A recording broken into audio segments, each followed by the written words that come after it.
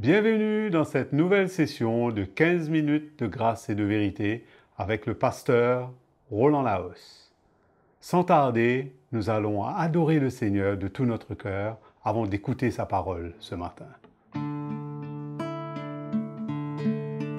Dans la douceur de ta présence, je m'incline devant toi. Dans la douceur de ta présence, je m'incline devant toi. Devant ton amour, devant ta parole, devant ta grâce, je m'abandonne, je m'abandonne, je m'abandonne à toi. Devant ton amour, devant ta parole, devant ta grâce, je m'abandonne, je m'abandonne, je m'abandonne à toi.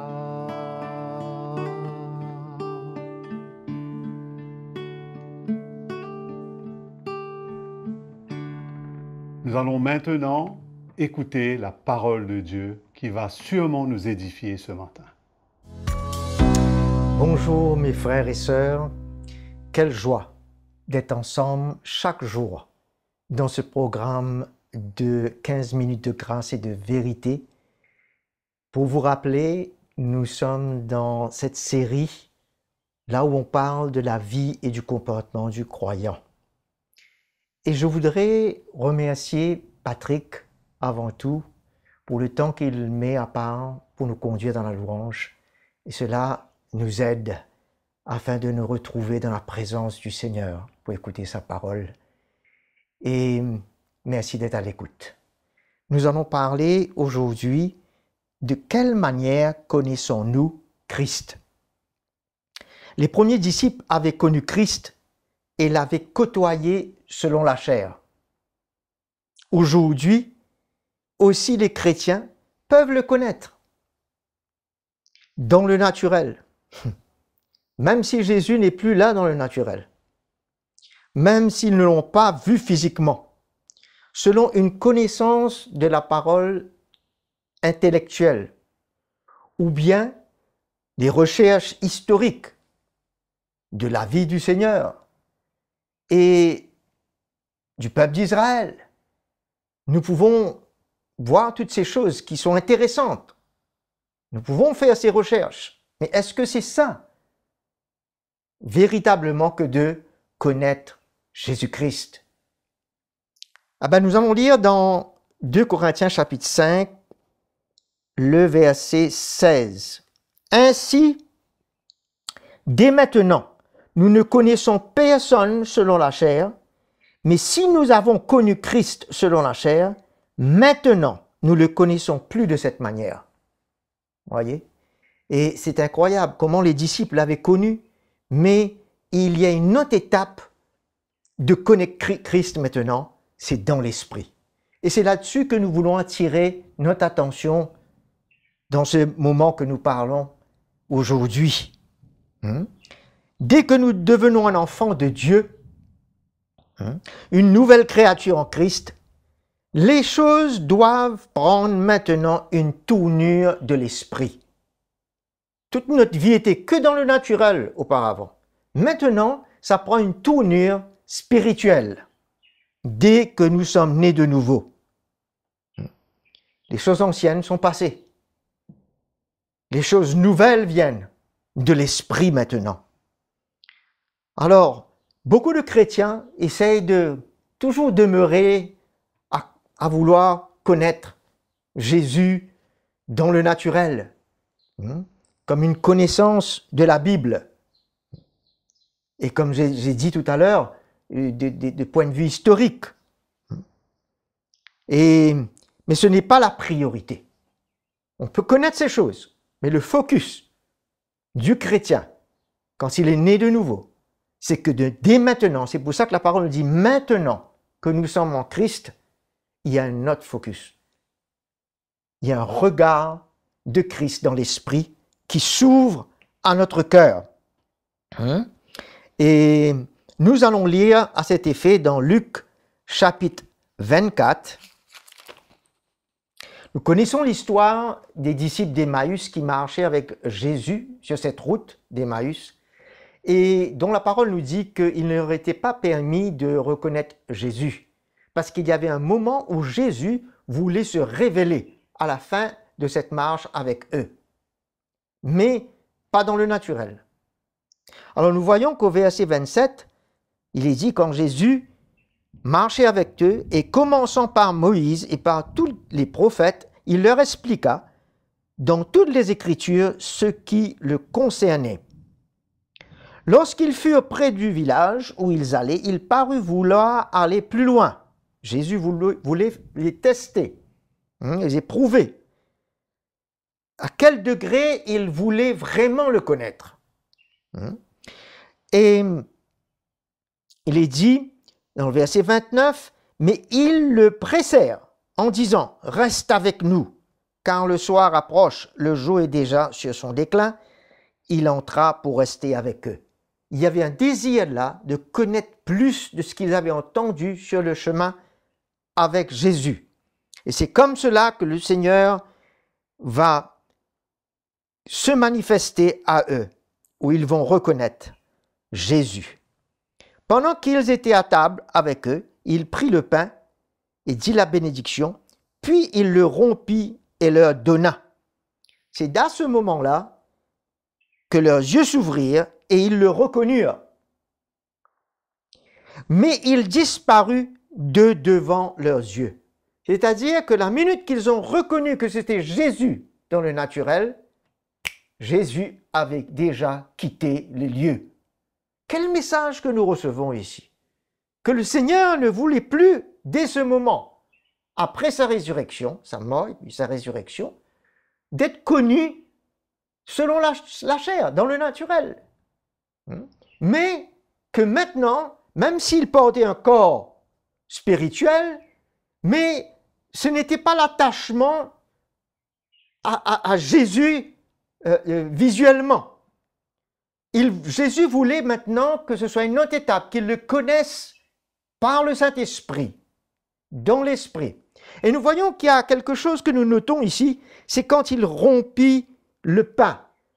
Et je crois que quand nos vies sont brisées, c'est là où la révélation s'ouvre à notre cœur.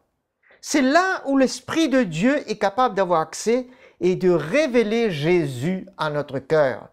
Et c'est la part de chaque chrétien né de nouveau, mes frères et sœurs. Et c'est là où je veux vous encourager aujourd'hui. Dorénavant, ils ne devront plus le connaître de la même manière, mais dans l'Esprit et par l'Esprit de Dieu. Pas par aucun autre moyen et pour aucun autre but. Et c'est ça qui devrait être notre but maintenant en tant que chrétien. Nous verrons dans un moment comment c'était le but de Paul. Comme nous sommes emmenés à connaître Jésus dans l'Esprit, le Saint-Esprit nous emmènera à connaître le corps de Christ également dans l'Esprit. Quand on connaît la tête, par l'Esprit de Dieu qui nous révèle Jésus, mais nous, le Saint-Esprit révèle à notre cœur la valeur du corps relié à la tête. Et tout cela, c'est une révélation spirituelle et non dans le naturel. Nous pouvons voir nos frères et sœurs autour de nous, c'est merveilleux, mais nous devons nous connaître, même si nous nous voyons physiquement, mais nous devons nous connaître dans l'esprit, connaissons nos cœurs, connaissons ce que l'Esprit de Dieu accomplit dans nos vies, voyons apparaître l'œuvre que Jésus a accomplie en nous, portant les fruits de l'Esprit. Ayons un autre cœur, une autre manière de parler, d'autres intérêts aujourd'hui ensemble. C'est pour ça que je dis que nous ne nous connaîtrons plus, nous sommes connus selon la chair, nous ne connaîtrons plus de cette manière, mais de la manière de l'Esprit. Mais avant tout, il faut connaître le Seigneur, avant tout, de plus en plus dans l'Esprit, par la révélation qui vient au travers de sa parole, à nos cœurs. Aussi, pour que nous n'encourageons pas des relations émotionnelles entre nous. C'est comme entre mari et femme, entre parents et enfants.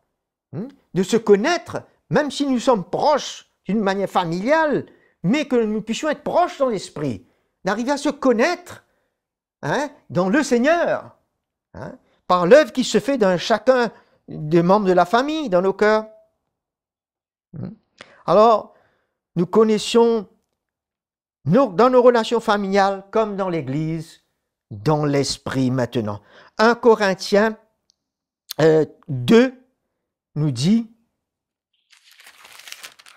nous allons vite passer là-dessus, Paul nous dit, 1 Corinthiens 2, verset 4, « Ma parole et ma prédication ne reposaient pas sur des discours persuasifs de la sagesse, mais sur une démonstration d'esprit et de puissance. » Vous voyez, tout est passé dans le naturel, pas la sagesse de l'homme, mais la sagesse de l'esprit.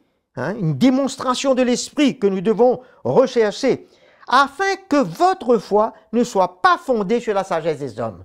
En d'autres mots, c'est possible que nous mettons notre foi dans l'homme et dans ce qu'ils nous disent, dans leur doctrine, mais Dieu veut que nous mettons notre foi. La foi est là dans notre cœur, donnée comme un cadeau pour que ce soit fondé sur la puissance de Dieu. Quelle est la puissance de Dieu? C'est la croix de Jésus, la mort et la résurrection de Jésus-Christ révélée à nos cœurs par le Saint-Esprit. C'est Jésus qui devient notre sagesse. Comme il dit, il est devenu notre sagesse. Cependant, c'est une sagesse, verset 6, que nous prêchons parmi les parfaits, sagesse qui n'est pas de ce siècle, pas des hommes, pas dans le naturel, ni des princes de ce siècle qui vont être réduits à l'impuissance. Mais plutôt le verset 7 nous dit, nous prêchons la sagesse de Dieu, mystérieuse et cachée, qu'il faut aller chercher. Elle est cachée, mais le Saint-Esprit va nous révéler que Dieu avait prédestiné avant les siècles pour notre gloire. Et il nous dit aussi, au verset 12, « Or, nous n'avons pas reçu l'esprit du monde, mais l'esprit qui vient de Dieu, afin de savoir ce que Dieu nous a réservé dans sa grâce. » Beaucoup de choses nous est réservé. Et Paul avait un cœur d'aller chercher. C'est ça l'exemple. Nous voyons son but dans Philippiens 3.10. Nous allons le lire très vite, avant de terminer. Mon but, est-ce que c'est ton but ce matin? Un but dans l'esprit, et de le connaître, pas dans le naturel, il n'est plus là, mais ainsi que la puissance de sa résurrection. Comment connaître cela? Comment connaître la communion de ses souffrances aujourd'hui? Jésus n'est plus là, on ne le voit plus, mais par le Saint-Esprit, il gagne nos cœurs par la révélation de ce qu'il a fait pour nous et nous emmène à vouloir nous identifier pleinement à ses souffrances et à sa mort pour, si possible, avoir la résurrection d'entre les morts, nous dit Paul. Quelle grâce! Je vous encourage, nous tous, à rechercher la révélation de l'Esprit, à connaître Jésus avant tout dans l'Esprit, lui la tête, et nous connaîtrons nos frères et sœurs, nos familles, tout le monde dans l'Esprit, tous les frères et sœurs. Amen. Que le Seigneur vous bénisse. Je vous revois à la prochaine session. Nous sommes bénis par le message que le Seigneur a mis dans le cœur de son serviteur, le pasteur Roland Laos, dans cette session de 15 minutes de grâce et de vérité. Nous vous encourageons à aimer la vidéo et à partager à tous ceux que vous connaissez. N'oubliez pas de vous souscrire à notre chaîne CTMI et à cliquer sur la petite cloche pour être averti des prochaines sessions. Prenez contact avec nous à l'adresse indiquée sur votre écran et partagez vos commentaires et vos expériences avec le Seigneur. On vous aime et à bientôt.